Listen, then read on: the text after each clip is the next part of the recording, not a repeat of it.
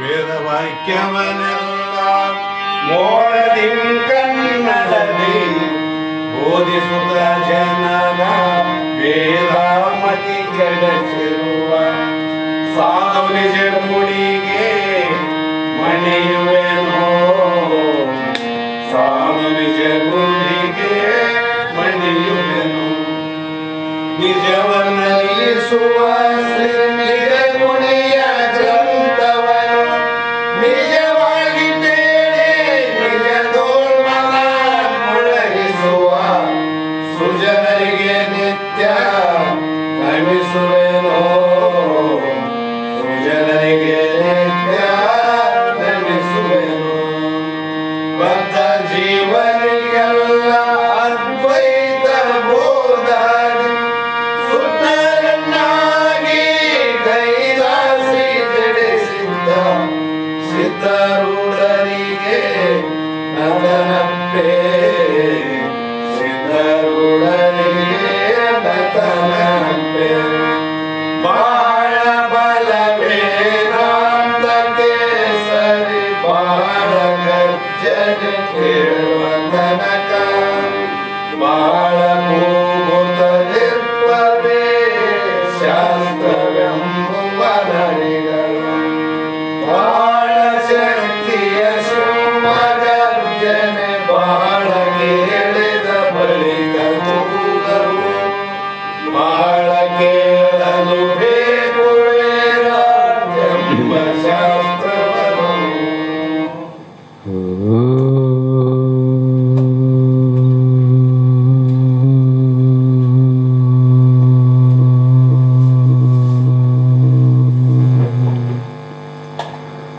अनंत जन्म संप्राप्त कर्म बंध विदायिनी आत्मा ज्ञान प्रदानेन तस्मै श्री गुरुवे नमः। सिद्ध सद्गुरुपादाब्जं जननी जनकस्ततः तत्त्वोपदेशकर्तारं नत्वा भक्तिपुरस्सरम् अद्वैत सार्वभौम जगदादि जगद्गुरु सिद्धारूढ़ महास्वामिಗಳ ಶ್ರೀ ಪಾದಪದ್ಮಗಳಿಗೂ ಆರೂಢ ಜ್ಯೋತಿ ಶಿವಪುತ್ರ ಮಹಾಸ್ವಾಮಿಗಳ ಶ್ರೀ ಪಾದಗಳಿಗೂ ಶ್ರೋತ್ರಿಯ ಬ್ರಹ್ಮನಿಷ್ಠ ಬ್ರಹ್ಮಲೀನ ಸದ್ಗುರು ಬಸವಾನಂದರ ಚರಣ ಕಮಲಗಳಿಗೂ ಅನಂತ ಅನಂತ ದೀರ್ಘ ದಂಡ ಪ್ರಣಾಮಗಳನ್ನು ಸಮರ್ಪಿಸುತ್ತ ಸದ್ಗುರು ಸಿದ್ಧಲಿಂಗಪ್ಪ ತಾತ ಕಪ್ಪಗಲ್ ಇವರನ್ನು ಮನದೋಳು ಧ್ಯಾನಿಸುತ್ತ ತಮ್ಮೆಲ್ಲರಿಗೂ ವಂದಿಸುತ್ತ ಈ ದಿನ ಶ್ರೀಮನ್ ನಿಜಗುಣ ಯೋಗಿಗಳು ರಚಿಸಿದಂಥ ಅನುಭವ ಸಾರ ಎನ್ನುವ ಗ್ರಂಥದ 6ನೇ ಸಂಧಿಯ 4ನೇ ಸೂತ್ರದ 16ನೆಯ ಸೂತ್ರ ನುಡಿ ಇಂದಿನ ಆಧಾರದ ವಿಷಯವಾಗಿದ್ದು, ಯಾವ ಹಿಂದೆ ಹೃದಯದ ಗ್ರಂಥಿ ಎಳೆಯುವುದು ಅದು ತತ್ವ ಸಂಕುಲದ ಆತ್ಮನೊಡನೆ ಅನಾತ್ಮದೊಡನೆ ಅಂತ ಹೇಳಿದರು. ಯಾವಾಗ ಹೃದಯ ಗ್ರಂಥಿ ನಾಶ ಆಗ್ತದ ಅಂತ ಹೇಳಿದ್ರೆ ಸ್ವರೂಪ ಜ್ಞಾನದ ವಿನಃ ಹೃದಯದ ಗಂಟು ನಾಶ ಆಗೋದಿಲ್ಲ. ಯಾಕಂದರೆ ಇದು ಹೊರಗಿನ ಗಂಟಾದರೆ ಹೆಚ್ಚಿಗೂ ಆಗ್ತದೆ, ಕಡಿಮೆನೂ ಆಗ್ತದೆ, ನಾಶನೂ ಆಗಬಹುದು, ನಾಶ ಆಗದೆ ಇರಬಹುದು. ಆದರೆ ಈ ಒಳಗಿನ ಹೃದಯ ಗ್ರಂಥಿ ಎನ್ನುವಂಥ ಗಂಟೇನಾದ, ಈ ಗಂಟು ಜನ್ಮ ಜನ್ಮಾಂತರಕ್ಕೂ ಕೂಡ ಹಾಗೇ ಇರುವುದು. ಜನ್ಮ ಜನ್ಮಕ್ಕೆ ಈ ಗಂಟು. ಹಾಗಾಗಿ ಇಂಥ ಗಂಟನ್ನು ಎಷ್ಟು ಹಗುರ ಅದಂದರೆ ಅದು ಬಹಳಷ್ಟು ಭಾರ ಅದ. ಈ ಹೃದಯ ಗ್ರಂಥಿಯಿಂದನೇ ನಮಗೆ ಇಷ್ಟು ಭೇದ ಜ್ಞಾನ ಆಗಿ ನಮ್ಮ ಸ್ವರೂಪ ಸಾಕ್ಷಾತ್ಕಾರಕ್ಕೆ ಅದು ಅಜ್ಞಾನ ಆಶ್ರಯವಾಗಿ ನಮ್ಮ ಸ್ವರೂಪವನ್ನು ತಿಳಿಲಾರ್ದಂಗೆ ಮಾಡಿ ಎಷ್ಟೋ ಜನ್ಮಗಳನ್ನು ದಾಟಿ ಇವಾಗ ಈ ಜನ್ಮಕ್ಕೆ ಬಂದೀವಿ ನಾವು. ಎಷ್ಟು ಜನ್ಮ ಆಗ್ಯವೋ ಗೊತ್ತಿಲ್ಲ. ಅಷ್ಟು ಜನ್ಮದ ಹೃದಯ ಗ್ರಂಥಿಗೆ ಏನು ಲಾಭ ಆಯಿತು ನಮಗಂದ್ರೆ, ಹುಟ್ಟೋದು ಸಾಯುವುದೇ ಲಾಭ ಆಗ್ಯದ ನೋಡ್ರಿ. ಆ ಗಂಟಿನಿಂದ ನಮಗೇನು ಸುಖ ಆಗಿಲ್ಲ, ಆನಂದ ಆಗಿಲ್ಲ, ಶಾಂತಿ ನೆಮ್ಮದಿಲ್ಲ. ಬರೇ ದುಃಖಕ್ಕೆ ಕಾರಣವಾದದ್ದು ಇವು ಗಂಟು ಅಂತ. ಈ ಗಂಟು ಯಾವಾಗಂದ್ರೆ ನನಗೆ ಸ್ವರೂಪ ಸಾಕ್ಷಾತ್ಕಾರ ಜ್ಞಾನ ಆದಾಗ ಈ ಗಂಟು ಬಿಚ್ಚುತ್ತವೆ. ಅಲ್ಲಿವರೆಗೂ ಮುಚ್ಚೇ ಇರ್ತದೆ ಇದು. ಹಾಗಾಗಿ ಅದು ಕೆಟ್ಟೊಡೆ ಆನೆ ತತ್ಪದವೋ ಮೇಣಲ್ಲವೋ ಪದುಳ ಹೀಗೆಲ್ಲವೋ ಎಂಬ ಸಂದೇಹದ ಉದಯಂಗಳೆ ಐದೆ ತವಿಸುವವು. ಯಾವಾಗ ಅದು ಕೆಟ್ಟೊಡೆ, ಆ ಗಂಟು ಬಿಚ್ಚಿದ ಮೇಲೆ ಏನಾದ ಅಂದರೆ ಎಲ್ಲ ಖಾಲಿ ಆದಲ್ಲ ಅದ್ರಾಗ. ಹಾಗೆ ಆ ಗ್ರಂಥಿ ಕೆಡಲಾಗಿ ಆನೆ, ಆನೆ ಅಂದರೆ ಆ ದಂತ ಇದ್ದ ಸೊಂಡಿಲ್ಲ, ಆನೆಲ್ಲ. ಆನೆ ಅಂದರೆ ಇಲ್ಲಿ ನಾನು ಅಂತ ಅರ್ಥ. ನಾನು ತತ್ಪದವು, ತತ್ ತೊಮ್ಮ ಹಸಿ ಪದ ಬರ್ತಾವಲ್ಲ, ನಾನು ಪರಮಾತ್ಮನೋ ಅಥವಾ ಅಲ್ಲವೋ, ಪರಮಾತ್ಮನಿಗಿಂತ ಬೇರೆಯಾಗಿರುವನು ಅಥವಾ ಅಭೇದವಾಗಿರುವನು, ಹೀಗೆ ನಾನು ಆನಂದ ರೂಪನೋ ಅಥವಾ ದುಃಖ ರೂಪನೋ, ಇವೆಲ್ಲವೂ ಸಂದೇಹಗಳು ಏನು ಉದಯ ಆಗಿದ್ವಲ್ಲ, ಈ ಉತ್ಪತ್ತಿಗಳು ಚೆನ್ನಾಗಿ ನಾಶವನ್ನು ಹೊಂದುವವು. ತತ್ಪದದಲ್ಲಿ, ತೊಂಪದದಲ್ಲಿ, ಹಸಿ ಪದದ 3 ಪದಗಳಲ್ಲಿ ಬರುವಂಥ ಸಂಶಯಗಳು ಏನಾದವು, ನಾಶ ಆದವು. ಆಗ ನಾಶ ಆದ ಮೇಲೆ ಅನಂತರ ಸಂಚಿತ ಆಗಾಮಿ ಕರ್ಮ ನಾಶ ಆಗ್ತಾವ. ಹಿಂದಿನೂ ನಾಶ ಆಗ್ತಾವ, ಮುಂದಿನೂ ನಾಶ ಆಗ್ತಾವ. ಈಗೇನು ಉಳ್ಕಂತು ಅಂದರೆ ಪ್ರಾರಬ್ಧ ಒಂದು ಉಳ್ಕಂಡ. ಪ್ರಾರಬ್ಧ ಸಂಚಿತ ನಾಶ ಆಗಲ್ರಿ, ಆಗಾಮಿ ಹೆಂಗೆ ನಾಶ ಆಗ್ತದಂದ್ರೆ, ಸಂಚಿತ ಕರ್ಮ ಜ್ಞಾನಾಗ್ನಿ ಸರ್ವಕರ್ಮಾಣಿ ಭಸ್ಮಾತ್ ಕುರುತೆ ಅರ್ಜುನ, ಗೀತೆಯ ಒಂದು ಪ್ರಮಾಣ. ಹೀಗೆ ಸಂಚಿತ ಕರ್ಮ ಜ್ಞಾನಾಗ್ನಿಯಿಂದ ಸುಟ್ಟದ. ಆಗಾಮಿ ಕರ್ಮ ಅಭಿಮಾನವಿಲ್ಲದೆ ಮಾಡುವುದರಿಂದ ಅದಕ್ಕೆ ಫಲ ಇಲ್ಲ. ಅಭಿಮಾನ ಇಲ್ಲದೆ ಮಾಡೋದ್ರಿಂದ ಅದಕ್ಕೆ ಫಲ ಇಲ್ಲ. ಅಂದರೆ ನಮಗೆ ಫಲ ಎದರಿಂದ ಪ್ರಾಪ್ತ ಆಗ್ತಾವಂದರೆ, ನಾವು ಮಾಡುವ ಕರ್ಮಗಳಿಗೆ ಉಪಯೋಗ ಮಾಡುವಂಥ ಸಾಧನಗಳಿಂದ ಅಲ್ಲ.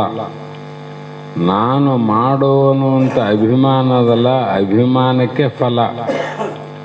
ಹಣ್ಣು, ಕಾಯಿ, ಪತ್ರಿ, ಫಲ, ಪುಷ್ಪಕ್ಕೆ ಫಲ ಇಲ್ಲ. ಅವೇನು ಮಾಡ್ಯಾವ? ಕಾಯಿ ಟೆಂಗ ಹೊಡಿತೀವಿ, ನನಗೇನ ಬೇಕು ಅಂತ ಕೇಳಿದೆ ಅನ್ನೋದು. ಹೂವು ದೇವರ ಯಾವ ಒಂದು ತಲೆಯ ಮೇಲೆ, ಮಹಾತ್ಮರ ಕೊರಳಲ್ಲಿ, ಆಮೇಲೆ ಹೆಣದ ಕೊರಳಲ್ಲಿ ಕೂಡ ಇರ್ತದೆ, ಹೌದಿಲ್ಲ? ಅದರ ದೇವರ ತಲೆ ಮೇಲೆ ಇದ್ರೂ ಕೂಡ ನಾ ದೇವರ ಮೇಲೆ ಕುಂತೀನಿ ಅಂತ ಅಭಿಮಾನ ಪುಷ್ಪಕ್ಕಿಲ್ಲ. ಮಹಾತ್ಮನ ಕೊರಳಲ್ಲಿ ಆದ ಏನನ್ನ ಕೇಳಬೇಕು ಅಂತ ಅದಕ್ಕಿಲ್ಲ. ಹೆಣದ ಕೊರಳಿಗೆ ಹಾಕ್ಯಾರ ಏನನ್ನ ಬಿಡಬೇಕಂತನೂ ಇಲ್ಲ. ಯಾಕಂದರೆ ಹೂವು ಕರ್ಮ ಮಾಡ್ತದ, ಹೂವಿಗೆ ಅಭಿಮಾನವಿಲ್ಲ. ತೆಂಗು ಕರ್ಮ ಮಾಡ್ತದ, ದೇವರ ಮುಂದೆ ಹೊಡೆದ್ರೂ ಏನಿಲ್ಲ, ಹೆಣದ ಮುಂದೆ ಹೊಡೆದ್ರು ಕೂಡ ಏನಿಲ್ಲ. ಅಭಿಮಾನ ಇಲ್ಲ ಅಂತ ಅರ್ಥ ಆಯ್ತಿಲ್ಲ. ಹಾಗಾಗಿ ಅಭಿಮಾನ ಇಲ್ಲ ಅಂದರೆ ಅದಕ್ಕೆ ಸಾಧನ ಆಗೋದಿಲ್ಲ, ಹುಟ್ಟಕ್ಕೆ ಸಾಧನ ಅಲ್ಲ. ಹೀಗೆ ಫಲವನ್ನು ಕೊಡದೆ ಅದು ಸ್ತುತಿಸಿ ನಿಂದಿಸಿದವರಿಗೆ ಹೋಗುತ್ತದೆ. ಯಾವುದು ಆಗಾಮಿ ಫಲ ಏನದ? ಯಾವ ಜ್ಞಾನಿಗಳನ್ನು, ಮಹಾತ್ಮರನ್ನು ಅಜ್ಞಾನಿಗಳು ಯಾರು ನಿಂದನೆ ಮಾಡ್ತಾರ, ನಿಂದಿಸಿದವರಿಗೆ ಅವರಲ್ಲಿ ಇದ್ದಂಥ ಏನಾದರೂ ಚೂರು ಪಾರು ಪಾಪ ಅನ್ನುವಂಥವು ಅವ್ರಿಗೆ ಹೋಗ್ತಾವ. ಯಾರಿಗೆ? ಜ್ಞಾನಿಯನ್ನು ನಿಂದಿಸಿದವರಿಗೆ. ವಂದಿಸಿದವರಿಗೆ ಪುಣ್ಯ. ಆ ಮಹಾತ್ಮರನ್ನ, ಜ್ಞಾನಿಗಳನ್ನು ಯಾರು ಪೂಜಿಸಿ ವಂದಿಸಿ ಕೀರ್ತಿಸಿ ಯಾರು ಧ್ಯಾನವನ್ನು ಮಾಡ್ತಾರೋ ಅಂಥವರಿಗೆ ಅವರ ಪುಣ್ಯೆಲ್ಲವೂ ಕೂಡ ಅವ್ರಿಗೆ ಹೋಯಿತು. ಮತ್ತು ಹುಟ್ಟಬೇಕಾದ್ರೆ ಮೊದಲೇ ಸೂತ್ರ ಅದ, ಕರ್ಮಜನ್ಯ ಶರೀರ ಅಂತ ಅದ. ನಾವು ಪಾಪವನ್ನು ಮಾಡಿದರೂ ಹುಟ್ಟಬೇಕು, ಪುಣ್ಯ ಮಾಡಿದರೂ ಹುಟ್ಟಬೇಕು. ಈಗ ಜ್ಞಾನಿ ಈ ದೇಹ ಬಿಟ್ಟ ಮೇಲೆ ಹುಟ್ಟುತ್ತಾನ ಅಂದರೆ ಇವನು ಹುಟ್ಟಂಗಿಲ್ಲ. ಯಾಕೆ ಹುಟ್ಟಂಗಿಲ್ಲ? ಸಂಚಿತ ಅಂತೂ ಜ್ಞಾನಾಗ್ನಿಂದ ಸುಟ್ಟದ. ಆಗಾಮಿ ಕರ್ಮದಲ್ಲಿ ಅಭಿಮಾನವಿಲ್ಲ, ಫಲಕ ಸಾಧನವಲ್ಲ. ಈಗ ಇರುವಂಥ ವರ್ತಮಾನ ಶರೀರದಲ್ಲಿ ಮಾಡಿದಂಥ ಪುಣ್ಯ ಪಾಪ ನಿಂದಿಸಿದವರಿಗೆ ವಂದಿಸಿದವರಿಗೆ ಕೊಟ್ಟು ಬಿಟ್ಟಾರ. ಇನ್ನೇನು ಉಳ್ಕೊಂಡದಲ್ಲಿ? ಬೀಜ ಇಲ್ಲದ, ಮೂಗಿಲ್ಲದ ಬೀಜವನ್ನು ಭೂಮಿಗೆ ಹಾಕಿದಂಗೆ. ಮೂಗಿಲ್ಲದ ಬೀಜ ಭೂಮಿಗೆ ಹಾಕಿದರೆ ಅದು ಬೆಳೆ ಬರಂಗಿಲ್ಲ. ಬೀಜ ಇಲ್ಲಂದ್ರೆ ಬಹಳ ದಪ್ಪ ಬೀಜ ಅಂದ್ರೆ ಅದರೊಳಗೆ ಸಣ್ಣ ಮೂಗಿಲ್ಲ ಅಂತ. ಹಾಗೆ ಇಲ್ಲಿ ಪೂರ್ವ ಎಂಬ ಸೂತ್ರದಂತೆ ಸಂಚಿತ ಕರ್ಮ ಅತ್ಯಂತ ನಾಶವಾಗಿ ಉತ್ತರವಾದ ಆಗಾಮಿ ಕರ್ಮವು ಅಭಿಮಾನ ರೂಪ ಕರ್ತೃತ್ವವಿಲ್ಲದ್ದರಿಂದ ತನಗೆ ಅದರ ಸಂಬಂಧವಿಲ್ಲ. ಸಂಬಂಧ ಅದೇನು ಇಲ್ಲ. ಆದ್ದರಿಂದ ಅದು ಫಲವನ್ನು ಕೊಡಲಾರದು. ಪ್ರಾರಬ್ಧ ಕರ್ಮ ಮಾತ್ರ ಭೋಗದಿಂದ ಭೋಗಿಸಿ ನಾಶವನ್ನು ಹೊಂದುತ್ತದೆ.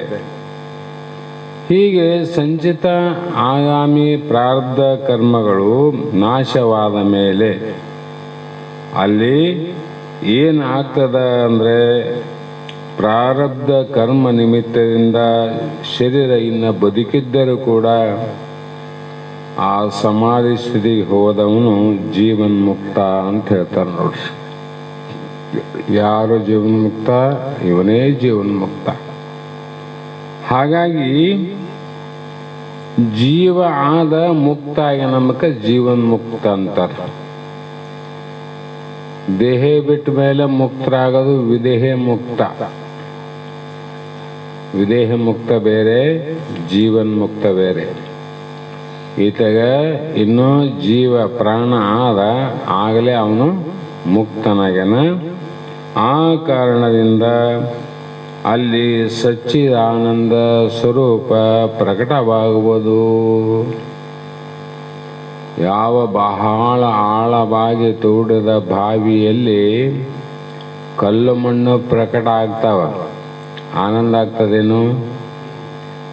ಬಾವಿ ತೋಡಿದ್ದೇ ನೀರಿನ ಸಲುವಾಗಿ, ಜಲ ಬೀಳಂತ. ಜಲ ಬೀಳಲಂತ ಬಾವಿ ತೋಡನ ಒಳ್ಳೊಳ್ಳೆ ಕಲ್ಲು ಮಣ್ಣು ಇನ್ನೂ ಏನೇನೋ ಬರ್ತಾವ. ಅಲ್ಲಿ ನೀರು ಪ್ರಕಟ ಆಯ್ತೇನು?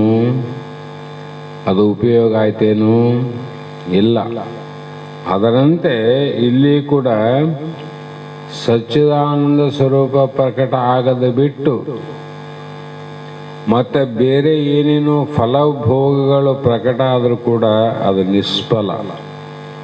ಬಾವಿ ತೋಡಿದ ರೈತನಿಗೆ ಅದು ಹೇಗೆ ಫಲ ಕೊಡಲಿಲ್ಲೋ, ಜೀವನ್ಮುಕ್ತನಿಗೆ ತನ್ನ ನಿಜವಾದ ಸ್ವರೂಪ ಪ್ರಕಟ ಆಗದೆ ಮತ್ತೊಂದೊಂದೊಂದು ಪ್ರಕಟ ಆದರೆ ಅದು ಕೂಡ ನಿಷ್ಫಲ. ಬ್ರಹ್ಮಜ್ಞಾನಿಗಳಿಗೆ ಅವರು ಆನಂದ ಪಡಂಗಿಲ್ಲ, ಖುಷಿ ಪಡಂಗಿಲ್ಲ.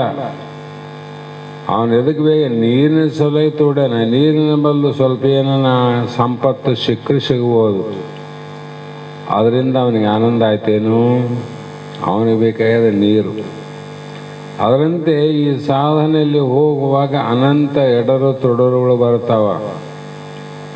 ಎಡರು ತೊಡರುಗಳಂದರೆ ನಡುವೆ ದೇವಾನುದೇವತೆಗಳಿಂದ ಹಿಡಿದುಕೊಂಡು ಅನಂತ ವ್ಯಕ್ತಿಗಳು ಪರೀಕ್ಷೆಯನ್ನು ಮಾಡ್ತಾರ. ತಮ್ಮ ಅಲ್ಲಿ ಕೈ ಹಾಕಬೇಡ, ಯಮಧರ್ಮನಿಗೆ ನಚಿಕೇತನಿಗೆ ಏನು ಹೇಳಿದರು ಅವರು? ಈ ದೊಡ್ಡ ಕಾರ್ಯಕ್ಕೆ ಕೈ ಹಾಕಬೇಡ, ನಿನಗೆ ಏನಾದರೂ ಬೇಕಿದ್ರೆ ಕೇಳು, ಅದನ್ನು ವರರೂಪವಾಗಿ ಕೊಡುತ್ತೇನೆ ಅಂದಾಗ ಕೂಡ ಅವನು ಬೇಡ ಅಂದ. ನೋಡ್ರಿ, ಯಾಕೆ ಬೇಡ ಅಂದಂದರೆ ಇವೆಲ್ಲ ಅನಿತ್ಯ ಅವ, ನನಗೆ ನಿತ್ಯವಾದ ಸ್ವರೂಪ ಸಾಕ್ಷಾತ್ಕಾರ ಬೇಕಾಗ್ಯದ, ಅದಕ್ಕೆ ಹೊಲ್ಲಂದಿಲ್ಲ ಅವನು. ಅದರಂತೆ ಅಲ್ಲಿ ಏನಾಗ್ತದ, ಅಹಂ ಬ್ರಹ್ಮಾಸ್ಮಿ ಎಂದು ಶಿವಹೋಂ ಎಂದು ಉದ್ಗಾರಗಳು ಬರ್ತಾವ. ಊಟ ಮಾಡಿದವನಿಗೆ ಡೇಗ್ ಬರ್ತಾವಿಲ್ಲ. ಬ್ರಹ್ಮಜ್ಞಾನ ಡೇಗ್ ಏನಂದರೆ ಪದೇ ಪದೇ ಅಹಂ ಬ್ರಹ್ಮಾಸ್ಮಿ, ನಾನು ಬ್ರಹ್ಮನಿದ್ದೇನೆ, ನೀನು ಬ್ರಹ್ಮನಿದ್ದೆ, ನಾನು ಆತ್ಮನಿದ್ದೇನೆ, ನೀನು ಆತ್ಮನಿದ್ದಿ, ನಿನಗೂ ಮರಣಿಲ್ಲ, ನನಗೂ ಮರಣಿಲ್ಲ ಅಂತ ತನ್ನ ಸ್ವರೂಪ ಎಚ್ಚರಿಕೆಯೇ ಮುಕ್ತಿ ಎಂದು ಹೇಳುತ್ತಾರೆ. ಜೀವನ್ಮುಕ್ತನಿಗೆ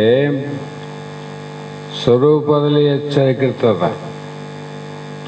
ಸ್ವರೂಪ ಅಂದ್ರೇನು? ಚೈತನ್ಯದಲ್ಲಿ ಎಚ್ಚರಿಕೆ, ಜಡ ವರ್ಗದಲ್ಲಿ ಎಚ್ಚರ ಇರಂಗಿಲ್ಲ ಅಂತ ಅರ್ಥ ಆಯ್ತು. ನಿದ್ದೆಗ ಮಕ್ಕಳನಂದ್ರೆ ಜಾಗೃದಾಗ ಎದ್ದನಂತರಿಲ್ಲ, ಜಾಗೃದಾಗ ಎದ್ದಿದ್ರೆ ನಿದ್ದೆಗ ಮಲಿಗನ ಅಂತ ಅರ್ಥ. ಇವು ಜಾಗ್ರ ನಿದ್ದೆ ಬೇರೆ ಬೇರೆ ಇಲ್ಲ, ಒಂದೇನು ಒಂದಾಗ ಸಾಧ್ಯ ಇಲ್ಲ. ಅದರಂತೆ ತನ್ನ ಸ್ವರೂಪದ ಎಚ್ಚರಿಕೆ ಇತ್ತು ಅಂದರೆ, ಚೈತನ್ಯದ ಕಡೆ ಎಚ್ಚರಿದ್ದರೆ ಜಡವರ್ಗದ ಕಡೆ ಮರೆವಾಗ್ತದೆ. ಇಷ್ಟಕ್ಕೆ ಶಾಸ್ತ್ರ. ಇಲ್ಲಿ ಎಚ್ಚರ ಅಂದರೆ ಅಲ್ಲಿ ಎಚ್ಚರ ತಪ್ಪೇನಂತ ಅರ್ಥ ಮಾಡ್ರಿ ನೀವು. ಹಾಗಾಗಿ ಆದ್ದರಿಂದ ಮುಕ್ತಿಯೆಂದು ಗುರುಶಾಸ್ತ್ರಾದಿಗಳು ಹೇಳ್ತಾವಿಲ್ಲ. ಸ್ವಸ್ವರೂಪ ಆವೃತ್ತಿ ಸ್ಥಿತಿ ಮುಕ್ತಿ ರೀತಿ ಅಂದರು. ಮುಕ್ತಿ ಮುಕ್ತಿ ಮುಕ್ತಿ ಅಂದ್ರೇನ್ರಿ? ತನ್ನ ಸ್ವಸ್ವರೂಪ ಸ್ಥಿತಿಯಿಂದ ಎಚ್ಚರಿಕೆ ಇರಲಾಗಿ ಅದಕ್ಕೆ ಮುಕ್ತಿ ಅಂತ ಕರೆದರು. ಇದು ಏನಾಗ್ತದ ಶಿಷ್ಯ, ನಿನಗೇನು ಹಗ್ಗದ ಜ್ಞಾನ ಆದ ಮೇಲೆ ಹಾವು ತೋರ್ಲಾರ್ದಂಗೆ ಆಗಬೇಕಂದ್ರೆ ಈ ಸ್ಥಿತಿಯಲ್ಲಿ ನಿನ್ನ ಸ್ವರೂಪ ಜ್ಞಾನ ಪಕ್ಕ ಆಯ್ತಂದ್ರೆ ಇವು ಕೂಡ ಕೆಟ್ಟ ಹೋಗ್ತಾವೆ. ನೋಡು, ಏನು ಕೆಟ್ಟ ಹೋಗ್ತಾವೆ? ಸುಟ್ಟ ಬಟ್ಟೆ ಅಂತ ಅಷ್ಟೆ. ಅವು ಉಡೋಕೆ ಬರಂಗಿಲ್ಲ, ತೊಡೋಕೆ ಬರಂಗಿಲ್ಲ, ನೋಡೋಕೆ ಬರ್ತಾವೆ ಅಷ್ಟೆ. ಅದಕ್ಕೆ ಜ್ಞಾನಿಯ ಶರೀರದಿಂದ ಕರ್ಮ ಆದರೂ ಕೂಡ ಅವು ಸಾಧನೆಗಳು ಆಗೋದಿಲ್ಲ ಅಂತ. ಹೀಗೆ ಇಂತಾಗೆ ಭೇದಮಯ ಸಂತಾನ ಅಡಗಿ ನಿಶ್ಚಿಂತೆಯಿಂದೇ ಏಕಮೇವ ಅದ್ವಿತೀಯ ರೂಪಿಂ ತಾನೇ ತೋರ್ಪನು ಎಲೆ ಪುತ್ರ. ಈ ಸಚ್ಚಿದಾನಂದ ಸ್ವರೂಪದ ಅನುಭವ ಪ್ರಕಟವಾದ ಸ್ಥಿತಿ ರೂಪ ಅದು ಮುಕ್ತಿಯಿಂದ ಇತ್ತು ಅಂದರೆ ಅಲ್ಲಿ ಭೇದ ತೋರದೆ ಅಭೇದ ರೂಪದಿಂದ ನಾನೇ ಇರುತ್ತೇನೆ ಅಂತ ನಿರೂಪಣೆ ಆಗ್ತದೆ.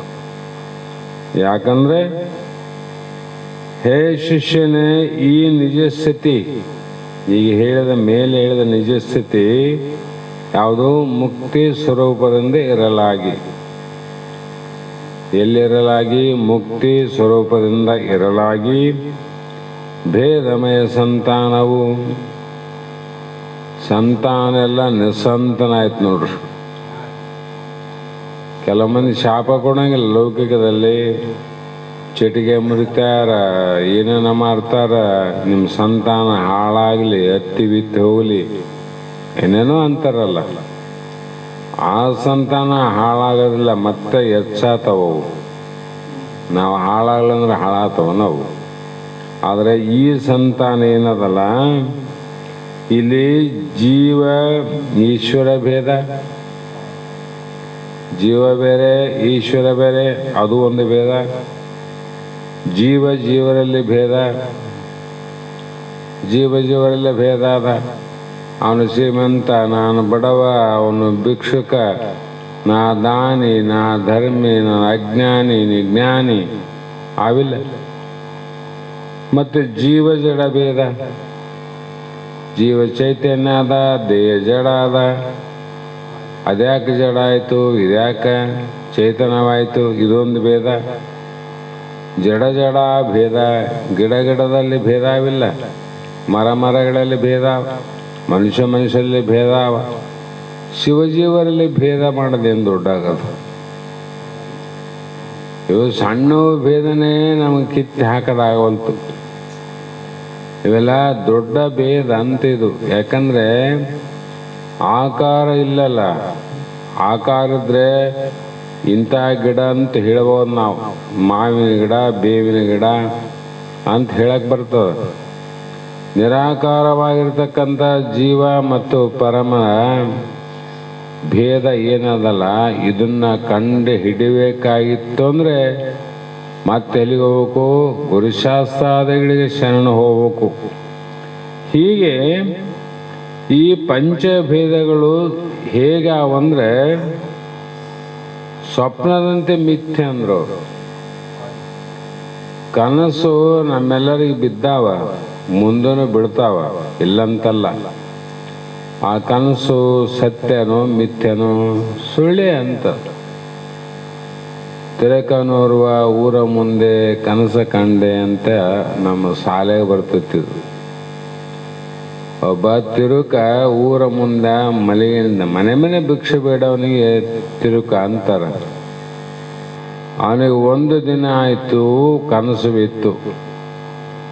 ಆ ಕನಸಿನಲ್ಲಿ ಆ ಪ್ರಾಂತ್ಯದ ರಾಜ ಅವಳ ಮಗಳ ಜೊತೆ ಇವನಿಗೆ ಮದುವೆಯನ್ನು ಮಾಡಿ ರಾಜ್ಯವನ್ನು ಕೊಟ್ಟು ಪಟ್ಟಾಭಿಷೇಕ ಮಾಡಿ ಅವನಿಗೆ ಅಧಿಕಾರ ಕೊಟ್ಟಂಗಾಯ್ತು. ಆ ಅಧಿಕಾರ ಹೆಂಗೆ ನಡೀತು ಅಂದರೆ ಬಹು ವಿಜೃಂಭಣೆಯಿಂದ ಗುಡಿಸಲಲ್ಲಿ ಬಿದ್ದು ಕಾಲ ಕಳೆಯುವಂಥ ವ್ಯಕ್ತಿ ಅರಮನೆಯ ಸೇವಕರ ಸೇವೆಯಲ್ಲಿ ತತ್ತರನಾದಂಥ ಯುವರಾಜ ಹಂಗೇನಲ್ಲ, ಅವನಿಗೇನು ಸಂಭ್ರಮ ಆಗಿರ್ಬೋದು. ಅಷ್ಟಾಗದ್ರೊಳಗೆ ಎಚ್ಚರಾಗ್ತದ, ನೋಡ್ತಾನ, ಆ ಬಿದ್ದ ಜೋಪಡಲ್ಲೇ ಬಿದ್ದಾನ ಅವನು. ಅದೆಲ್ಲಿ ಮಲಗಿದ್ದ ತಿರುಕ ಅದೇ ಜಾಗದಾಗ ಆನವಿನ ಅರಮನೆಗಿಲ್ಲ. ಕನಸು ಬಿದ್ದಿಲ್ಲೇನು? ಕನಸಿನಲ್ಲಿ ರಾಜನ ಮಗಳಿಗೆ ಗಂಡ ಆಗಿಲ್ಲೇನು? ರಾಜ್ಯಕ್ಕೆ ರಾಜ ಆಗಿಲ್ಲೇನು? ಆದಮೇಲೆ ಸತ್ಯ ಆಗ್ಬೇಕಾಯ್ತಲ್ಲಪ್ಪ, ಹಾಗೇವೇನು ಇಲ್ಲ. ಅದಕ್ಕೆ ಕನಸಿನೆಂದರೆ ಮಿಥ್ಯೆ. ಯಾವ ಮಿಥ್ಯೆ? ಈ ಪಂಚಭೇದಗಳು ಮಿಥ್ಯೆ ಅಂದರು. ಇನ್ನು ಕೆಳಗೇನು ಭಾಳ ಅವಂತ ಹೋಗೇ ಬಿಟ್ಟವ. ಹೀಗೆ ಇದು ಆದ ಮೇಲೆ ಸಂತಾನ ಒಡಗಿ ನಿಶ್ಚಿಂತೆಯಿಂದ, ಎಲ್ಲಿ ಸಂತಾನ ಅದ ಅಲ್ಲಿ ಚಿಂತೆ ಅದ ನೋಡ್ರಿ. ಸಂತಾನ ಇದ್ದಲ್ಲಿ ಚಿಂತೆ ಇರಬೇಕು. ಎಲ್ಲಿ ಸಂತಾನ ಇಲ್ಲ ಅಲ್ಲಿ ನಿಶ್ಚಿಂತಾನ. ನಮ್ಮ ಹನುಮಂತ ಎಷ್ಟು ನಿಶ್ಚಿಂತ ನೋಡು. ಆತ್ಮಷ್ಟು ನಿಶ್ಚಿಂತೆ ನಾವಿರಕ್ಕೆ ಬರ್ತದ? ಬರೋದಿಲ್ಲ ಅಂತ ಮ್ಯಾಲೆ ಹೇಳ್ಬೋದು. ಒಳಗಡೆ ಆತನಿಗೆ ಇದ್ದಷ್ಟು ನಿಶ್ಚಿಂತೆ ನಮಗಿಲ್ಲ. ಯಾಕಿಲ್ರಿ ನಮಗೆ? ಆತನು ಮನುಷ್ಯ, ನಾವನು ಮನುಷ್ಯ, ನಮಗೆ ಸಂತಾನ ಅವಲ್ಲಪ್ಪ, ಹೆಂಡ್ರು ಮಕ್ಕಳು, ಇದೇ ಸಂತಾನ ಅಂತ ಬೇಕಬಾರ್ದು. ಆದರೂ ಕೂಡ ಇವು ಸ್ವಲ್ಪ ಕೆಲಸ ಮಾಡೇ ಮಾಡ್ತಾವ. ಅದಕ್ಕೆ ಬಹಳ ಕೆಲಸ ಮಾಡ್ತಾವ ಅಂತ ನಿನಗೆ ಗೊತ್ತಾದರೆ ಆದಷ್ಟು ಸ್ವಲ್ಪ ದೂರ ಇರೋ ಪ್ರಯತ್ನ ಮಾಡಂದ್ರೆ ಶಾಸ್ತ್ರ. ಇವನು ವಿಚಾರ ಮಾಡಬೇಕು, ಸ್ವಲ್ಪ ದೂರ, ಒಮ್ಮೆಲೆ ಬಿಡೋಕ್ಕಾಗೋದಿಲ್ಲಲ್ಲ, ಸ್ವಲ್ಪ ದೂರ ಇರೋ ಪ್ರಯತ್ನ ಮಾಡು. ಆ ರೀತಿ ಇಲ್ಲಿ ಸಂತಾನ ಅಡಗಿದಾಗ ಏಕಂ ಏವಂ ಅದ್ವಿತೀಯಂ, ನೀನು ಸ್ವಗತ ಭೇದ, ಸಜಾತಿ ಭೇದ, ವಿಜಾತಿ ಭೇದ ರಹಿತನಾದಂಥ ಆ ಬ್ರಹ್ಮನೇ ನಾನು ಅಂತ ನಿನಗೆ ಗೊತ್ತಾಗ್ತದ, ನಿನಗೇ ತಿಳಿತದ, ನಿನಗೆ ಅನುಭವಿಸ್ತಿದ್ದಿ. ಹೇ ಪುತ್ರ ಅನ್ನೋರು, ಹೇ ಶಿಷ್ಯ, ಇದನ್ನು ಕೆಡಿಸಲಿಕ್ಕೆ ಈ ಸಮಾಧಿಗಳ ಸ್ಥಿತಿಗೆ ಹೋಗುವಂತೆ ಇದ್ರು. ಹೀಗೆ ಈ ಕೊನೆಯ ಸೂತ್ರದಲ್ಲಿ ನುಡಿಯಲ್ಲಿ ತ್ರಿವಿಧಿ 52ನೇ ಮುರಿದೆಡೆ ನಾಲ್ಕರಿಂದವೇ ಬಂಧ ಮುಕ್ತಿಗಳೆಂಬ ಲಕ್ಷಣವ ನಿಂತು ವಿವರಿಪದು ಇದು 6ನೇ ಸಂಧಿ ಎಂದು. ಇಲ್ಲಿ 50 ತ್ರಿವಿಧಿ ಪದ್ಯಗಳಿಂದ ಅಮರಿದ ಅಂದರೆ ಕೂಡಿದಂಥ 4 ಎಳೆ ಅಂದರೆ 4 ಸೂತ್ರಗಳಿಂದ ಇಲ್ಲೇನು ಹೇಳಿದ್ರು? ಬಂಧ ಮುಕ್ತಿಗಳು, ಬಂಧನ ಆದದ್ದು ಹೇಗೆ, ಮೋಕ್ಷ ಆಗೋದು ಹೇಗೆ ಅನ್ನುವಂಥ ಲಕ್ಷಣವನ್ನು ಹೇಳಿದೀವಿ. ಈ ಪ್ರಕಾರ ಇದು 6ನೇ ಸಂಧಿ. ಇದನ್ನು ವಿಸ್ತಾರ ಮಾಡಿ ಇಲ್ಲಿ ಎಷ್ಟು ಹೇಳಬೇಕಾಗಿತ್ತು ಅಷ್ಟನ್ನು ನಾವು ಹೇಳಿವಿ. ಆ ಕಾರಣ ಕೈವೆಲ್ಲ ನಿರೂಪಣೆ ಸೂತ್ರ ಇಲ್ಲಿವರೆಗೆ ಏನು ಹೇಳಿದೀವಿ? ಕೈವೆಲ್ಲ ನಿರೂಪಣೆ, ಮೋಕ್ಷದ ನಿರೂಪಣೆ ಮಾಡಿ. ಮೋಕ್ಷ ಅಂದ್ರೆ ಏನು, ಮೋಕ್ಷ ಯಾರಿಗೆ ಆಗ್ತದ, ಮೋಕ್ಷ ಹೇಗಾಗ್ತದ, ಏನು ಮಾಡಿದ್ರೆ ಆಗ್ತದೆ ಅದನ್ನು ಹೇಳಿದೀವಿ. ಸೂತ್ರ 4ಕ್ಕೆ ತ್ರಿವಿಧ 50ಕ್ಕಂ, ಅಂತು ಸಂಧಿ 6ಕ್ಕಂ, ಸೂತ್ರ 34ಕ್ಕಂ, ತ್ರಿವಿಧಿ 398ಕ್ಕಂ ಮಂಗಲ ಮಸ್ತು ಅಂದರೆ ಈ 6ನೇ ಸಂಧಿ ಮುಗಿತು. ಈಗ 7ನೇ ಸಂಧಿ ಪ್ರಾರಂಭ. ಈ ಸಂಧಿ ಪ್ರಾರಂಭದಲ್ಲಿ ಸಂಧಿಗೂ ಕೂಡ ಶ್ರೀಮನ್ ನಿಜಗುಣ ಯೋಗಿಗಳು ಶ್ರೀ ಶಂಭುಲಿಂಗಾಯ ನಮಃ ಗುರುಗಳನ್ನು ಸ್ಮರಿಸಿ ಸ್ತುತಿಸಿ, ಆ ಗುರುಗಳು ಬೇರೆ, ನಾನು ಬೇರೆ, ದೇವರು ಬೇರೆ, ಯಾವ ಭೇದರಹಿತವಾದ ಅಭೇದ ರೂಪ ಸ್ವರೂಪ ಮಂಗಲ ಸ್ವರೂಪ ಸಾಕ್ಷಾತ್ಕಾರವನ್ನು ಮಾಡ್ಯಾರ. ಸ್ವರೂಪ ಸಾಕ್ಷಾತ್ಕಾರ, ಗುರುವೇ ನೀನೇ ನಾನು, ನಾನೇ ನೀನು ಅಂತ ಸ್ವರೂಪ ಮಂಗಲ ಮಾಡ್ಯಾರ. ಹೀಗೆ ಇಲ್ಲಿ ಆ ಯಾವ ಆತ್ಮ ಭಿನ್ನ ಸರ್ವ ಮಿಥ್ಯೆ ಎಂದ ತಿಳಿಬೇಕಾಗಿದ್ರೆ 6 ಸಮಾಧಿಗಳನ್ನು ಹೇಳಿದರು 6ನೇ ಸಂಧಿಯಲ್ಲಿ. ಆ ಸಮಾಧಿಯಿಂದ ಮನಸ್ಸು ಎತ್ತತ್ತ ಹೋಗಲು, ಎಲ್ಲಿ ಹೋದರೂ ಕೂಡ ಅಲ್ಲಿ ನೀನೇ ತೋರ್ತಿದ್ದೆ, ತತ್ರ ಬ್ರಹ್ಮ ಅಂಥೇಳಿ ಈ ಹೃದಯ ಗ್ರಂಥಿ ಕರ್ಮಗಳ ನಾಶ ಆಗ್ತವ. ಕರ್ಮ ನಾಶ ಆದ ಮೇಲೆ ಅದಕ್ಕೆ ಫಲ ಇಲ್ಲ. ಫಲ ಇಲ್ಲದ ಕಾರಣ ಅವರು ಜೀವೋನ್ಮುಕ್ತರು, ಹುಟ್ಟಿಲ್ಲ, ಸಾವಿಲ್ಲ. ಇದನ್ನು ಕೇಳಿದ ಶಿಷ್ಯ ಅತ್ಯಂತ ಸಂಶಯ ಚಿತ್ತವುಳ್ಳವನಾಗಿ ಆನಂದ ಸ್ವರೂಪನಾಗಿ, ಜ್ಞಾನಿಯಾದ ಜೀವನ್ಮುಕ್ತ ಎಲ್ಲರ ಬಗ್ಗೆ ಹೇಳ್ರಿ, ತಪಸ್ಸುಗಳ ಬಗ್ಗೆ ಹೇಳ್ರಿ, ಕರ್ಮೆಗಳ ಬಗ್ಗೆ ಹೇಳ್ರಿ, ಉಪಾಸನ ಬಗ್ಗೆ ಹೇಳ್ರಿ. ಇಲ್ಲಿಂದ ವೈಕುಂಠ ಪರ್ಯಂತರವಾಗಿ ಕ್ಷೀಣೆ ಪುಣ್ಯ ಮರ್ತಲೋಕ ವಿಶಂತಿ ಅಂತ ಹೇಳ್ರಿ, ಒಪ್ತೀನಿ. ಅದಿಷ್ಟೆಲ್ಲ ಕಷ್ಟಪಟ್ಟು ಮಹಾ ತಪಸ್ಸನ್ನು ಮಾಡೋದು, ಇದು ಮಹಾ ತಪಸ್ಸು.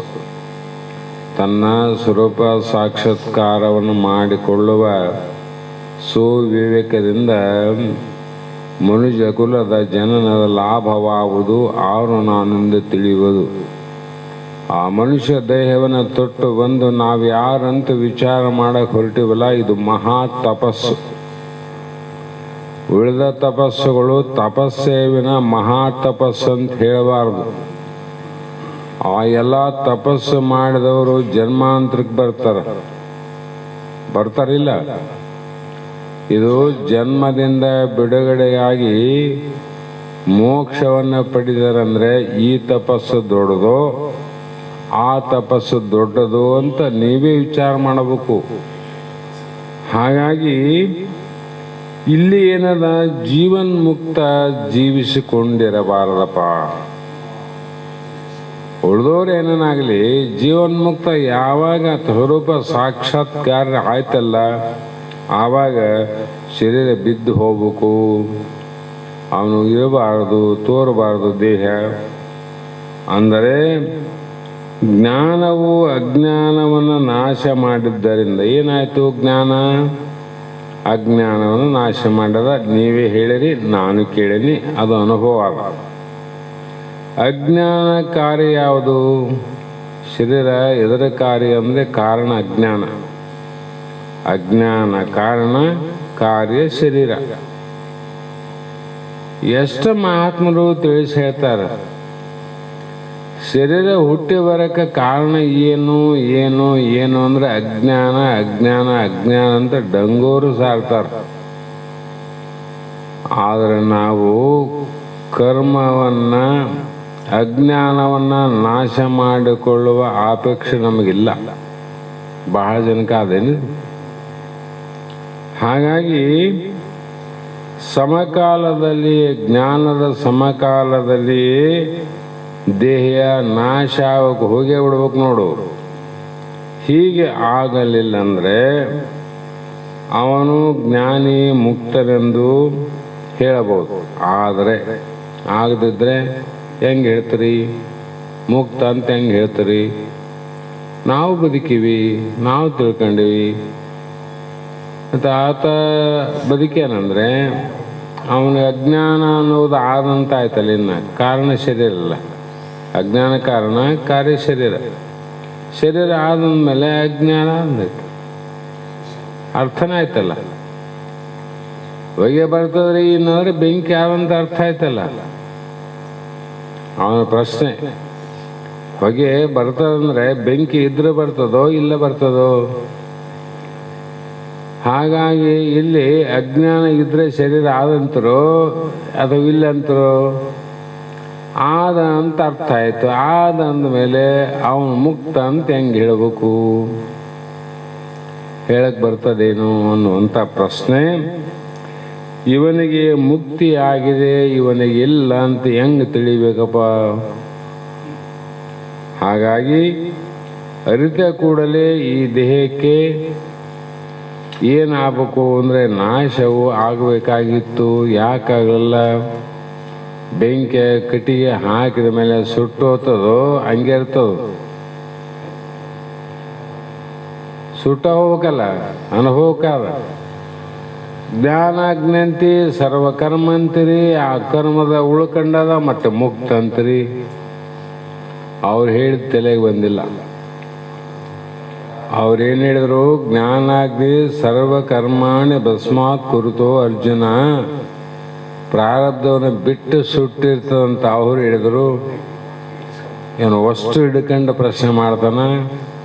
ಹಾಗಾಗಿ ಅವನಿಗೆ ಮುಂದೆ ಈ ರೀತಿಯಾಗಿ ಯಾವ ಒಂದನೇ ಸೂತ್ರದ ಅಲ್ಲಿ ಉತ್ತರವನ್ನು ಹೇಳ್ತಾರೆ, ಪ್ರಶ್ನೆಯನ್ನು ಮಾಡ್ತಾನೆ. ಯೋಗ ಬಲದಿಂದ ಆತ್ಮ ಲಾಭವಾಗಲು ಮುಕ್ತಿ ಆಗುವುದು ಅಂದು ಅವನು ಎನಗೆ ಬೆಸಸು ಗುರುವೇ. ಏ ಗುರುವರ್ಯ, ಏ ಸದ್ಗುರುನಾಥ, ಯೋಗ ಬಲದಿಂದ, ಯಾವ ಯೋಗ ಅಂದರೆ ಸುಜ್ಞಾನ ಯೋಗ ಬಲದಿಂದ ಅಲ್ಲಿ ಏನಾಗ್ತದೆ, ಬ್ರಹ್ಮರೂಪ ಅಥವಾ ಶಿವ ರೂಪ ಆಗ್ತದಿಲ್ಲ ಆತ್ಮಲಾಭ. ಯಾವ ಯೋಗ? ಸುಜ್ಞಾನ ಜ್ಞಾನ ಯೋಗ ಅಂತ. ಈಗ ಆ ಒಂದು ಜೀವ ಬ್ರಹ್ಮ ಜ್ಞಾನ ಯೋಗದಿಂದ ಅಹಂ ಬ್ರಹ್ಮಾಸ್ಮಿ ಎಂಬ ನಾನು ಬ್ರಹ್ಮನಿದ್ದೇನೆ ಅನ್ನುವಂಥ ಬ್ರಹ್ಮ ಅಪರೋಕ್ಷ ಜ್ಞಾನ ಆಯಿತು. ಸ್ವಸ್ವರೂಪಾವಸ್ಥಿತಿ ಲಕ್ಷಣ ಮುಕ್ತಿಯು ತನಗೆ ಆಗುತ್ತದೆ ಅಂತ ಮೊದಲು ಹೇಳಿರಿ. ಇದಾದ ತಕ್ಷಣ ಮುಕ್ತಿ ಆಗ್ತದೆ. ಅದು ಹೇಗೆ ಆಗ್ತದೆ? ಆ ಮುಕ್ತಿ ಸ್ವರೂಪ ಲಕ್ಷಣ ಏನದ ಮತ್ತು ಮುಕ್ತ ಆದಮೇಲೆ ಅವನು ಹೇಗಿರ್ತಾನ ಮತ್ತು ಮುಕ್ತರು ಆಗಲಿ ಆದರೂ ಕೂಡ ಎಲ್ಲರೂ ಒಂದೇ ರೂಪ ಇರಬೇಕಾಗಿತ್ತು. ಮುಕ್ತರಲ್ಲಿ ಅನೇಕ ರೀತಿಯ ಶ್ರುತಿ ಪ್ರಮಾಣದಿಂದ ವೇದ ಪ್ರಮಾಣದಲ್ಲಿ ಅನೇಕ ಮಂದಿ ಮುಕ್ತರು ಅನೇಕ ಪ್ರಕಾರ. ಒಬ್ಬನ ಸಂಸಾರಿಯಲ್ಲಿ ಮುಕ್ತ ಆಗ್ಯಾನ, ಹಾಗಾರೆಲ್ಲ ಸಂಸಾರಿಕರು. ಸನ್ಯಾಸಿಗಳಲ್ಲಿ ಮುಕ್ತರಾಗ್ಯಾರ, ಗೃಹಸ್ಥರಲ್ಲಿ ಮುಕ್ತ ಆಗ್ಯಾರ. ಹೀಗೆ ಬ್ರಾಹ್ಮಣರಲ್ಲಿ, ಕ್ಷತ್ರಿಯರಲ್ಲಿ, ಶೂದ್ರ ವೈಶ್ಯರಲ್ಲಿ ಮುಕ್ತರ ಆಗ್ಯಾರಂದರೆ ಅವರವರು ಒಂದೇ ಪ್ರಕಾರ ಇಲ್ಲ. ಗೃಹಸ್ಥರ ಧರ್ಮಗಳೇ ಬೇರೆ ಅವ, ಸನ್ಯಾಸಿ ಧರ್ಮನೇ ಬೇರೆ ಅವ, ಕ್ಷತ್ರಿಯ ಧರ್ಮನೇ ಬೇರೆ ಅವ. ಇಷ್ಟೆಲ್ಲ ಬೇರೆ ಬೇರೆ ಇದ್ದು ಒಂದೇ ಪ್ರಕಾರ ಮುಕ್ತರಂತ ಒಂದೇ ಪ್ರಕಾರ ಆಗ್ಬೇಕಾಗಿತ್ತಲ್ಲ. ಆದರೆ ಎಲ್ಲ ಕಡೆ ಸನ್ಯಾಸಿಗಳಲ್ಲೇ ಮುಕ್ತರಾಗಬೇಕಾಗಿತ್ತು, ಆದರೆ ಗೃಹಸ್ಥರಲ್ಲೇ ಆಗಬೇಕಾಗಿತ್ತು. ನಾನಾ ಪ್ರಕಾರ ಅವಲ್ಲ. ಹಾಗಾಗಿ ಮುಕ್ತ ಮತ್ತೆ ಇದ್ದು ಬದುಕಿದ್ದು ಅವನ ಕರ್ಮ ಮಾಡುವನೋ ಇಲ್ಲವೋ, ಮತ್ತೆ ಆಗಾಮಿ ಕರ್ಮಗಳಿಂದ ಕರ್ಮ ಮಾಡ್ತಾನ್ರಿ, ಮಾಡಿದರೂ ಕೂಡ ಅವನಿಗೆ ಅದರಿಂದ ಬಾಧೆ ಆದೋ ಇಲ್ಲವೋ, ಈ ಯಾವತ್ತೂ ಎಲ್ಲ ವಿಷಯಗಳನ್ನು ನನಗೆ ಅರಿಯುವಂತೆ ತಿಳಿಯುವಂತೆ ಚೆನ್ನಾಗಿ ಬೋಧಿಸಬೇಕು ಅಂತ ಶಿಷ್ಯ ಗುರುಗಳನ್ನು ಪ್ರಶ್ನೆ ಮಾಡ್ತಾನೆ. ಏನದು ಅಂದರೆ,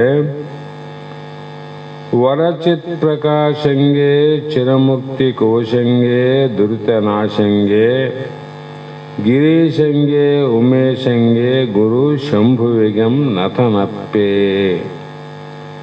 ಎಷ್ಟು ಪ್ರಕಾರ ಇಷ್ಟ ದೇವತೆಯಿಂದ ಹಿಡಿದುಕೊಂಡು ಗುರುದೇವತಾದಿಗಳನ್ನು ಸ್ಮರಿಸಿಕೊಂಡು ಸ್ವರೂಪ ಸಾಕ್ಷಾತ್ಕಾರ ಮಂಗಲದಿಂದ ಪ್ರಾರ್ಥನೆ ಮಾಡ್ತಾನೆ. ಇಲ್ಲಿ ವರಚಿತ್ ಪ್ರಕಾಶಂಗಿ ಅಂದ್ರೇನು?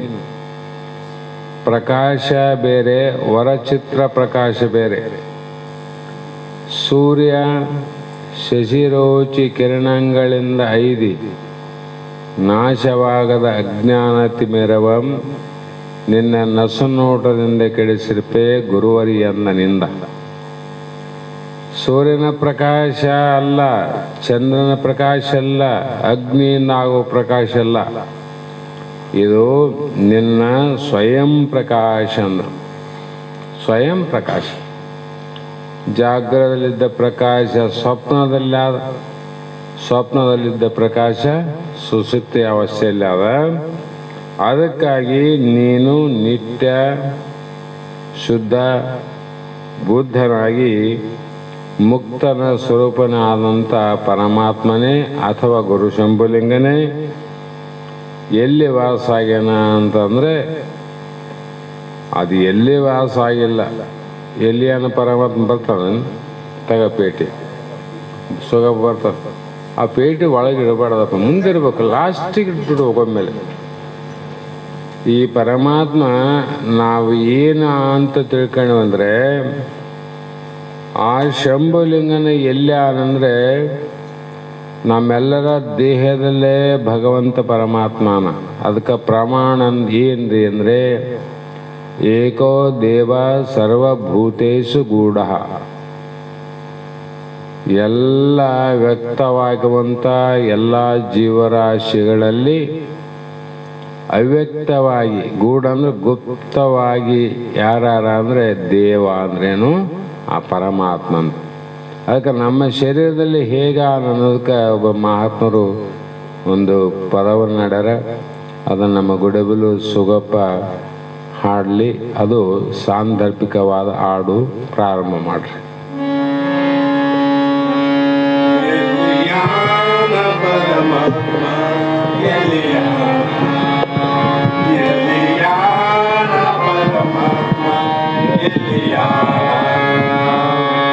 ಎಲ್ಲಿಯಾನ ಪರಮಾತ್ಮ ಎಲ್ಲಿಯಾನ, ಎಲ್ಲಿಯಾನ ಪರಮಾತ್ಮ ಎಲ್ಲಿಯಾನ, ಬಲ್ಲಂತ ಮಾತ್ಮರ ಬದಿಯಲ್ಲಿಯಾನ, ಎಲ್ಲಿಯಾನ ಪರಮಾತ್ಮ ಎಲ್ಲಿಯಾನ, ಎಲ್ಲಿಯಾನ ಪರಮಾತ್ಮ ಎಲ್ಲಿಯಾನ. ಕ್ಷುಲ್ಲ ಮಾನವರೆಲ್ಲ ಗಿಲ್ಲ ಮಾಡುವುದು ಕಂಡು, ಕ್ಷುಲ್ಲ ಮಾನವರೆಲ್ಲ ಗಿಲ್ಲ ಮಾಡುವುದು ಕಂಡು, ಕಲ್ಲಿಗಿಂತಲೇ ಕಲ್ಲಾಗ್ಯಾನ, ಎಲ್ಲಿಯಾನ ಪರಮಾತ್ಮ ಎಲ್ಲಿಯಾನ, ಎಲ್ಲಿಯಾನ ಪರಮಾತ್ಮ ಎಲ್ಲಿಯಾನ. ಚಂದದಿ ನಂದಿಯ ನೇರ್ಯಾನ, ಸುಂದರ ಕಾಂತಿಯ ದರ್ಶನ, ಕಂದನಾಗಿ ಮಲೆ ಸವಿಧಾನ, ಆನಂದ ರೂಪದಿಂದ ಚಂದನ, ಎಲ್ಲಿಯಾನ ಪರಮಾತ್ಮ ಎಲ್ಲಿಯಾನ, ಎಲ್ಲಿಯಾನ ಪರಮಾತ್ಮ ಎಲ್ಲಿಯಾನ. ಜಡಧೇಯಕ್ಕೆ ಅವ ದೂರಾನ, ಜಡೆಯೊಳು ಗಂಗೆನ ದರ್ಶನ, ಜಡಧೇಯಕ್ಕೆ ಅವ ದೂರ್ಯಾನ, ಜಡೆಯೊಳು ಗಂಗಾನ ದರ್ಶನ, ದೃಢಭಕ್ತಿ ಇದ್ದವರನ್ನು ಕಾಯ್ತಾನ, ಕಡೆತನ ಕವರನ್ನು ಕಾಯುತ್ತಲಾನ, ಎಲ್ಲಿಯಾನ ಪರಮಾತ್ಮ ಎಲ್ಲಿಯಾನ, ಎಲ್ಲಿಯಾನ ಪರಮಾತ್ಮ ಎಲ್ಲಿಯಾನ.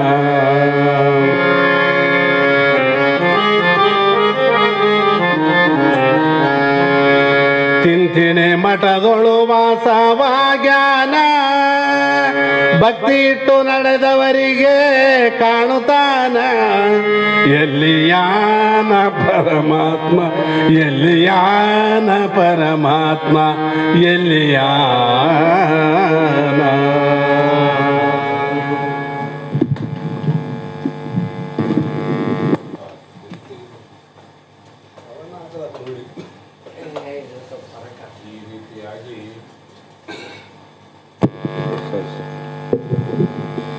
ಇಲ್ಲಿವರೆಗೂ ಆಡಿದ ಪದ್ಯದಂತೆ ಆ ಪರಮಾತ್ಮ ಇಲ್ಲೇನಂದರೆ ನಿತ್ಯ ಶುದ್ಧ ಬುದ್ಧ ಮುಕ್ತನಾದ ಪರಮಾತ್ಮ ನಮ್ಮೆಲ್ಲರ ಶರೀರದಲ್ಲಿ ವಾಸ ಮಾಡಿಕೊಂಡು, ಅದಕ್ಕೆ ಗಿರಿ ಅಂತಲೂ ಕರೆದಾರೆ. ಗಿರಿ ಅಂದರೆ ಪರ್ವತ, ಶರೀರಕ್ಕೆ ಗಿರಿ ಅಂತಲೂ ಮಾಡ್ಯಾರ. ಗಿರಿ ಒಳಗೆ ಇರುವಂಥ ಈಶ್ವರ ಅಂತಲೂ ಹೇಳ್ತಾರೆ. ಈ ರೀತಿ ಈ ಶರೀರದಲ್ಲಿ ವಾಸ ಮಾಡಿದ್ದರಿಂದ ಗಿರೀಶನೆಂತಲೂ, ಇಂಥ ನಿತ್ಯ ಮುಕ್ತನಾದ ಶಂಭುವೇ ನಾನೆಂದು ಅಪರೋಕ್ಷ ಜ್ಞಾನವಾಗಲು. ನೀವು ಹೊರಗೋ ಅಂದ್ರೆ ಮತ್ತೆ ನೀನೇ ನಿತ್ಯ ಮುಕ್ತ ಬುದ್ಧನಾದಂಥ ಯಾವ ಆತ್ಮನೇ ಅವಿದ್ಯಾ ತತ್ಕಾರ್ಯ ರೂಪ ದುರಿತವೆಲ್ಲವೂ ನಾಶವಾಗಿ ಹೋಗುತ್ತದೆ. ಹಂಗೆ ತಿಳ್ಕೊಂಡ್ರೆ ಅವಿದ್ಯಾ ರೂಪದಿಂದ ಏನು ಇಲ್ಲಿವರೆಗೂ ಜನ್ಮ ಜನ್ಮಾಂತರದಿಂದ ಏನು ಮಾಡಿದಿ ಪಾಪ ಎಲ್ಲ ಪಾಪ ಹೋಗ್ತದೆ ನೋಡ್ರಿ. ಅಲ್ಲಿ ಹೋದ್ಮೇಲೆ ಜ್ಞಾನಾಗ್ನಿ ಹಳೆ ಕಟ್ಟಿಗೆ ಹೊಸ ಕಟ್ಟಿಗೆ ನೋಡಂಗಿಲ್ಲ, ಎಲ್ಲವನ್ನು ಸುಟ್ಟು ಬಿಡ್ತದ. ಬಹಳ ವರ್ಷದ್ರಿ ಜನ್ಮಾಂತರದಂದ್ರೂ ಹಳೆದ ಬಿಡಂಗಿಲ್ಲ, ಹೊಸದ ಬಿಡಂಗಿಲ್ಲ, ಎಲ್ಲ ಸುಟ್ಟು ಬೂದಿ ಮಾಡಿಬಿಡ್ತದ. ಅಷ್ಟು ತಾಕತ್ತಾದ ಅಗ್ನಿ ಅಂತ. ಹಾಗಾಗಿ ನಮಗೇನು ಹೋಗ್ತವ್ರಿ ದುರಿತ? ಮುಮ್ಮೂಲ ಜಾತ ಮೂರು ಆವಲ್ಲ, ನಮಗೆ ಮೂರು ದೋಷಗಳು ಆವಲ್ಲ. ಮಲದೋಷ, ವಿಕ್ಷೇಪ ದೋಷ, ಆವರಣ ದೋಷ.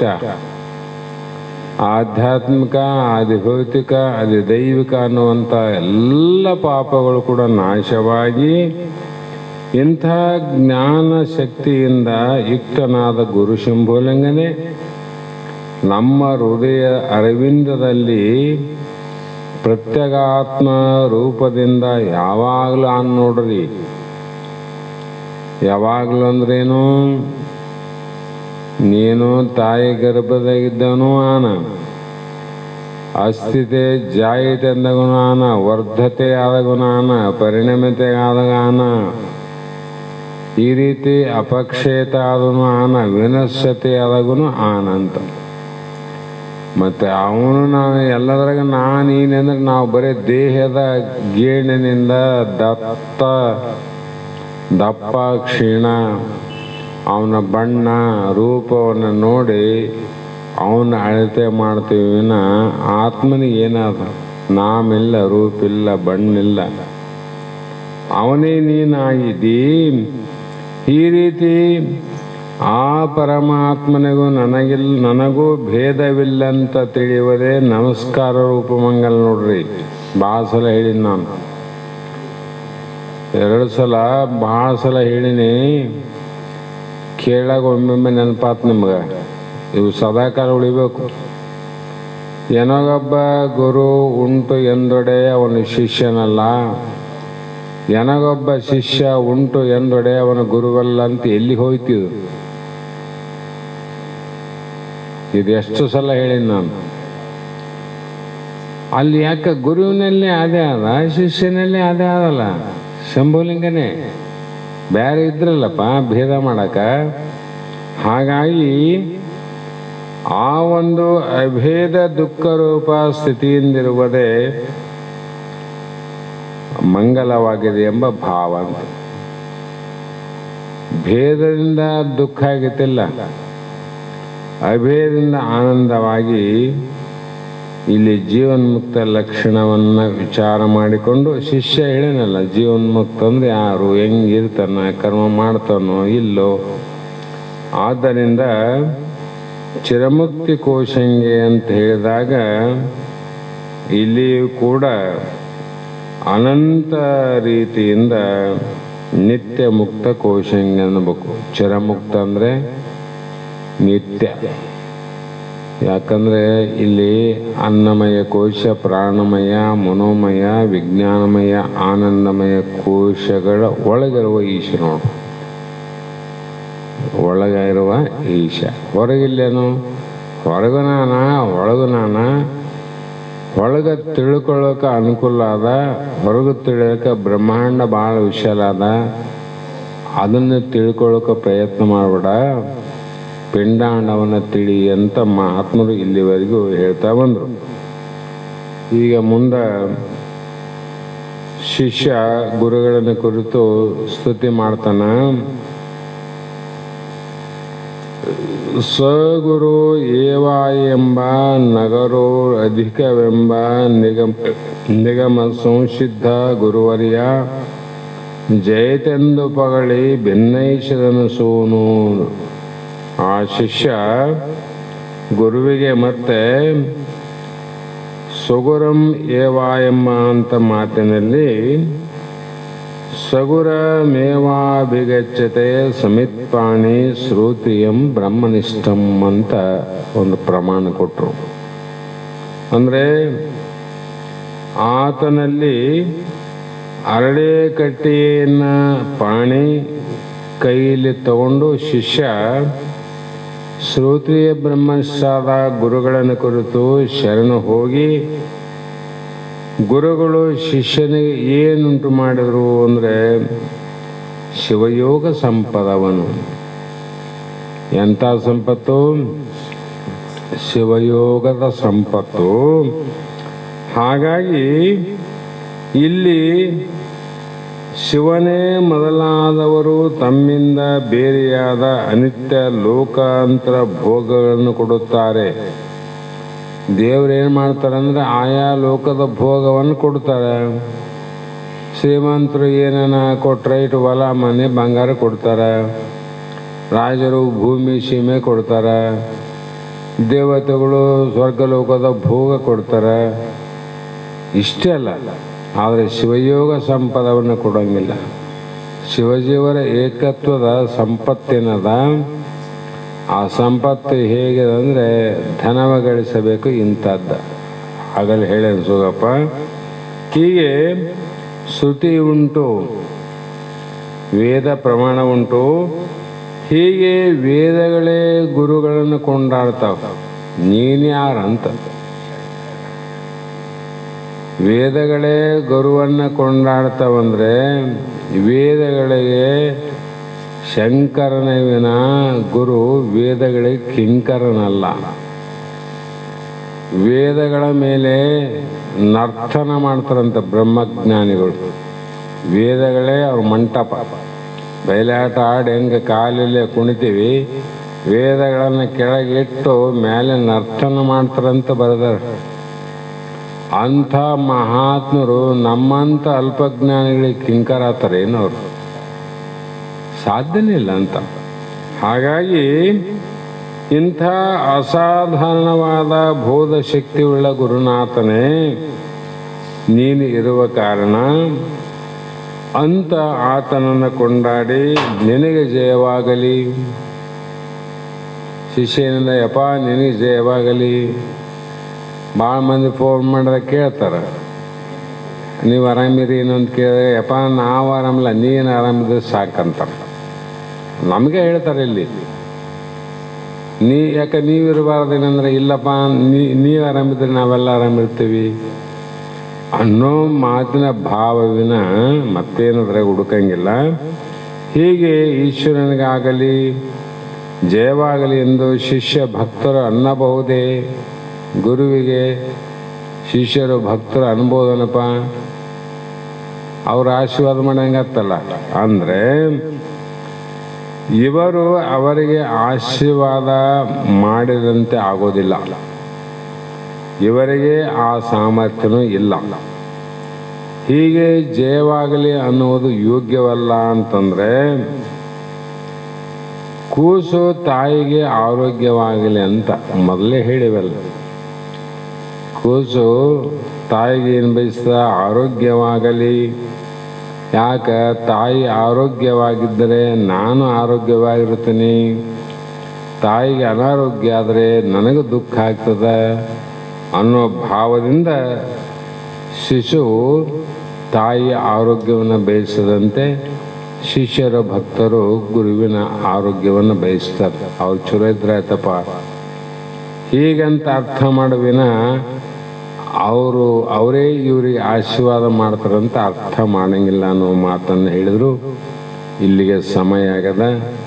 ನಾಳೆ ದಿನ 3ನೇ ನುಡಿಯನ್ನು ಪ್ರಾರಂಭ ಮಾಡೋಣ ಅನ್ನುವಂಥ ಮಾತನ್ನು ಹೇಳಿ ಈಗ ಇವತ್ತಿನ ಶಾಸ್ತ್ರದ ಮಂಗಲ ಗೀತೆಯನ್ನು ಹೇಳಿದ ನಂತರ ನೀವೆಲ್ಲರೂ ಯಾವ ಶಾಸ್ತ್ರದ ವಾಕ್ಪುಷ್ಪಗಳನ್ನು ಗುರುಪಾದಕ್ಕೆ ಸಮರ್ಪಿಸಿ ಧನ್ಯರಾಗೋಣ ಅನ್ನುವ ಮಾತನ್ನು ಹೇಳಿ ಈಗ ಮಂಗಲವನ್ನು ಪ್ರಾರಂಭ ಮಾಡ್ರಿ. ಶಿವಾಯ ನಮನ್ರಿ. ಶಿವಾಯ ನಮ ಓಂ. ಶಿವಾಯ ನಮ ಓಂ. ಕಾಯಲ್ಲ. ಶಿವಾಯ ನಮ ಓಂ. ಶಿವಾಯ ನಮ ಓಂ. ಶಿವಾಯ ನಮ ಓಂ. ಶಿವಾಯ ನಮ ಓಂ. ಶಿವಾಯ ನಮ ಓಂ. ಶಿವಾಯ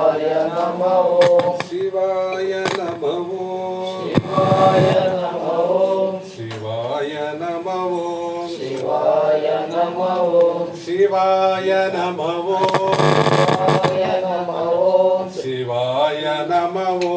ಶಿವಾಯ ನಮಃ ಓಂ ಶಿವಾಯ ನಮಃ ಓಂ ಶಿವಾಯ ನಮಃ ಓಂ ಶಿವಾಯ ನಮಃ ಓಂ ಶಿವಾಯ ನಮಃ ಓಂ ಶಿವಾಯ ನಮಃ ಓಂ ಶಿವಾಯ ನಮಃ ಓಂ ಶಿವಾಯ ನಮಃ ಓಂ ಶಿವಾಯ ನಮಃ ಓಂ ಶಿವಾಯ ನಮಃ ಓಂ ಶಿವಾಯ ನಮಃ ಓಂ ಶಿವಾಯ ನಮಃ ಓಂ ಶಿವಾಯ ನಮಃ ಓಂ ಶಿವಾಯ ನಮಃ ಓಂ ಶಿವಾಯ ನಮಃ ಓಂ ಜೈ ಗುರು ಜೈ ಗುರು ಜೈ ಗುರು ಜೈ ಗುರು ಜೈ ಗುರು ಜೈ ಗುರು ಜೈ ಗುರುನಾಥ ಜೈ ಗುರು ಜೈ ಗುರು ಜೈ ಗುರು ಜೈ ಗುರು ಜೈ ಗುರು ಜೈ ಗುರು ಜೈ ಗುರುನಾಥ ಜೈ ಗುರು ಜೈ ಗುರು ಜೈ ಗುರುನಾಥ ಜೈ ಗುರು ಜೈ ಗುರು ಜೈ ಗುರುನಾಥ ಮಂಗಲಂ ಶಿವಪುತ್ರ ಶಿವಯೋಗಿ ಮಹಾರಾಜ ಯೋಗಿ ತುಂಗಮೈ ಮಾರೂಢ ಗುರುವಾಗಿ ಮಂಗಲಂ ಶಿವಪುತ್ರ ಶಿವಯೋಗಿ ಮಹಾರಾಜ ಯೋಗಿ ತುಂಗಮೈ ಮಾರೂಢ ಗುರುವಾಗಿ ಅಂಗಲಿಂಗವೇ ಆಯ್ತು ನಿಮ್ಮಯ ಸಂಘದಿಂದಲಿ ಸೇವೆಗೈದು ಭಂಗವಾಯಿತು ಎನ್ನ ಮೋಹವು ಮಂಗಲಾಯಿತು ಎನ್ನ ಮನವೋ ಮಂಗಲಂ ಶಿವಪುತ್ರ ಶಿವಯೋಗಿ ಮಹಾರಾಜ ಯೋಗಿ ತುಂಗಮೈ ಮಾರೂಢ ಗುರುವಾಗಿ ನೀನು ಜನಿಸಿದಿ ಗರಗಪುರದೊಳಗೆ ಮಾತಾಯಿಯೊಳಗೆ ತನ್ನ ತಿಳಿಯುವ ಆಶೆ ಮನದೊಳಗೆ ನೀನು ಜನಿಸಿದಿ ಗರಗಪುರದೊಳಗೆ ಮಾತಾಯಿ ಒಳಗೆ ತನ್ನ ತಿಳಿಯುವ ಆಶ ಮನದೊಳಗೆ ಮನದ ಮೈಲಿಗೆ ಕಳೆದು ಹೋಗಲು ನಾನು ಎನ್ನುವ ಅರ್ಥ ಬರೆಯಲು ಬಾನು ತೆರದಿ ಒಳೆವ ಸದ್ಗುರು ಸಿದ್ಧ ಗುರುವಿನ ಪಾದ ಪಿಡಿದೆ ಮಂಗಲಂ ಶಿವಪುತ್ರ ಶಿವಯೋಗಿ ಮಹಾರಾಜ ಯೋಗಿ ತುಂಗಮೈ ಮಾರೂಢ ಗುರುವಾಗಿ ಬ್ರಹ್ಮನಿರುವನು ಜಗದ ತುಂಬೆಲ್ಲ ಅವನಿಲ್ಲದಿಲ್ಲ ಅಮ್ಮುನಳಿಯದೆ ತಿಳಿಯ ಕಳವಲ್ಲ ಬ್ರಹ್ಮನಿರುವನು ಜಗದ ತುಂಬೆಲ್ಲ ಅವನಿಲ್ಲದಿಲ್ಲ ಅಮ್ಮು ಅಳಿಯದೆ ತಿಳಿವ ಕಳವಲ್ಲ ನಾಗದು ತನಗೆ ಮುಕ್ತಿಯೋ ನೆಮ್ಮಿ ಶ್ರುತಿ ಗುರು ಶಾಸ್ತ್ರ ಯುಕ್ತಿಯೋ ಬೊಮ್ಮನರೆದೋ ಧನ್ಯರಾಜವು ನಮ್ಮ ಗುರು ಶಿವಪುತ್ರ ದಯದಿ ಮಂಗಲಂ ಶಿವಪುತ್ರ ಶಿವಯೋಗಿ ಮಹಾರಾಜ ಯೋಗಿ ತುಂಗಮೈ ಮಾರೂಢ ಗುರುವಾಗಿ ತುಂಗಮೈ ಮಾರೂಢ ಗುರುವಾಗಿ ಹರ ಓಂ ಚೈತನ್ಯಂ ಶಾಶ್ವತಂ ಶಾಂತಂ ಯೋಗಾತೀತಂ ನಿರಂಜನಂ ನಾದಬಿಂದು ಕಲಾತೀತಂ ತಸ್ಮೈ ಶ್ರೀ ಗುರುವೇ ನಮಃ ಶ್ರೀಮದ್ ಜಗದ್ಗುರು